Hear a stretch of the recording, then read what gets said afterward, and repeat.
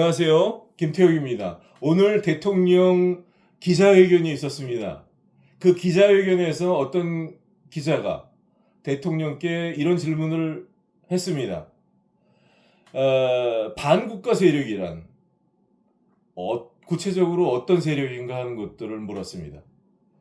아마 8.15 때 경축사에서 대통령이 쓴 반국가 세력이란 표현을 구체적으로 야당을 지칭하는 것인가 이런 것들을 물은 것 같아요. 대통령이 이렇게 대답했습니다. 대한민국 헌법이나 자유민주주의적 정체성을 놓고 봤을 때 북한 정권을 추정한다든지 아니 간첩 활동을 한다든지 아니면 국가 기밀을 유출한다든지 이런 세력들을 말한다고 설명하신 것 같아요. 또 한 가지 덧붙여서 요즘에는 전쟁이 일어나기 전에 가짜 뉴스를 퍼뜨린다고 러시아나 우크라이나 전쟁을 이렇게 비유로 들기도 했습니다. 우리 민초들이 생각하는 반국가 세력은요, 물론 국가의 기밀을 빼돌린다든지 북한을 추정해서 간첩질을 한다든지 이건 영락없는 반국가 세력이죠. 우리 민초들이 삶 가운데에서 보는 반국가 세력은 좀 다른 각도에서 보게 됩니다. 오늘 그것을 좀 소통드리고 싶습니다. 조선 말기에 동학혁명이 있었습니다. 1차 동학혁명의 봉기는 고부군수 조병갑 매간매직으로 군수가 된 그 조병갑이라는 자가 가지가지 세금 명목으로 기발한 세금을 만들어서요 농민들을 수탈했습니다. 그 시대에는 농업 시대였고 생산되는 게 농산물이잖아요. 그걸 수탈했던 거죠, 쌀을. 그리고 멀쩡한 보에다가 또 보를 또 싸서 그것도 강제 노역을 시켰지요. 농민들을 부역으로 불러서 그 바쁜 농민들을 그렇게 일을 시키고 그 보에서 나오는 물을 통해서 농사를 짓게 하고, 원래 보가 있었는데 거기서 또 보를 통해서 물을 공급받았으니까 또 세금을 내라 해서 또 세금을 뜯어가고, 자기 아버지 공적비를 세운다고 또 거기에 또 세금을 매기고, 또 사람을 잡아다가 불효를 저질렀다고 매우 쳐가지고 또 세금을 뜯어가고, 이렇게 했습니다. 참다 농민들이 봉기를 했어요. 굶어 죽나 들고 일어나 죽나 마찬가지다 해서 봉기를 해서 동학혁명 1차 봉기가 이루어졌던 것입니다. 그 발단은요 조병갑입니다. 그런 썩은 관료들이에요. 오늘날로 말하면 공무원들이에요.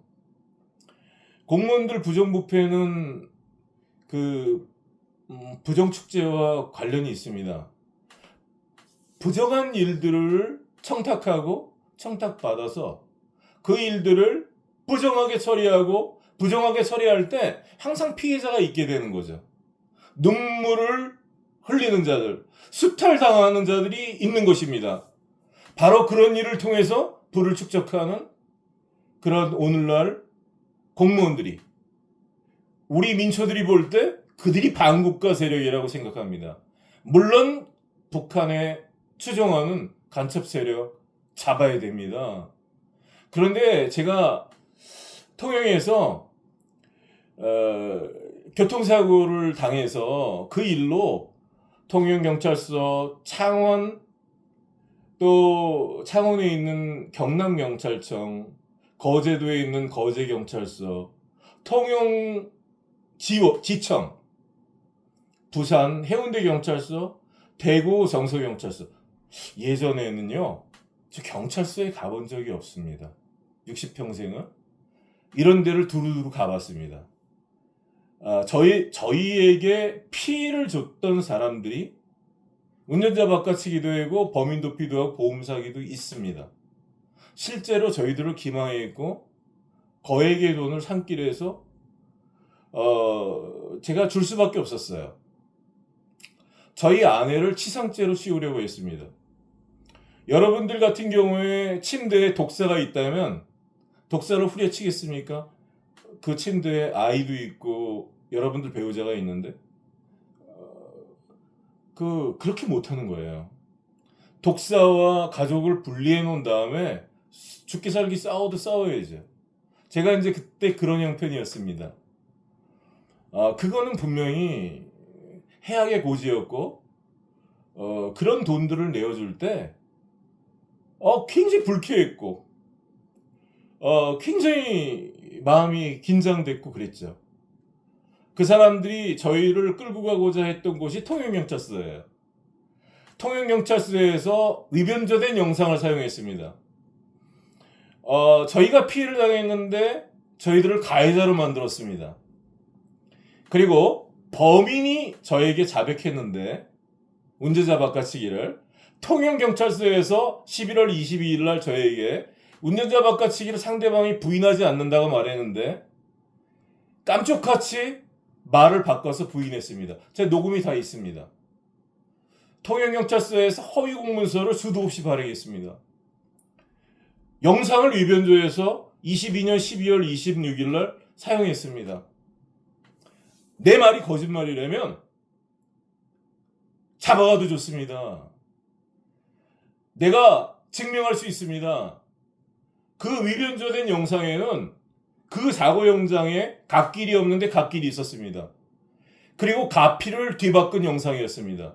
저희가 나중에 알고 보니까 앞지르기 피해를 당했어요. 뒤에 차가 앞지르기를 해서 앞으로 들어와서 앞에 있는 차를 추돌해갖고 사고가 난 것입니다.